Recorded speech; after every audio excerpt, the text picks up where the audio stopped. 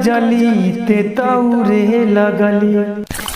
तोहके लइका ना चाही डिफेंडर वाला, औकात स्प्लेंडर के। आ सपना देखले रहलू डिफेंडर के, रहलू बेचैन बनावे खातिर खेसारी के भतार, देत रहलू इंटरव्यू खूबे दांत चियार चियार। तेरी जैसी कितनी आई और कितनी गई। ये ट्रेंडिंग स्टार आज भी वही हैं, जरा अपनी देख, इसे छुछुंदर के साथ काम करना पड़ रहा है।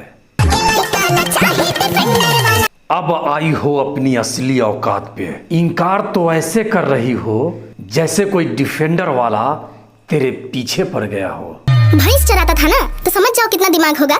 तेरी पूरी खानदान निपट जाएगी वहां तक पहुंचने में। एक भैंस चराने वाला आदमी आज डिफेंडर से चलता है, प्रोग्राम करने हेलीकॉप्टर से जाता है। जरा अपनी शक्ल देख, भरी जवानी में इस छुछुंदर के साथ काम करना पड़ रहा है।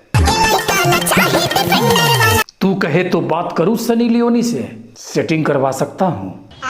वैसे भी भोजपुरी के कोई सुपरस्टार तुझे पूछ नहीं रहा, तेरे लिए वही ठीक रहेगा। ये बड़ी अच्छी बात कही आप। दफा हो।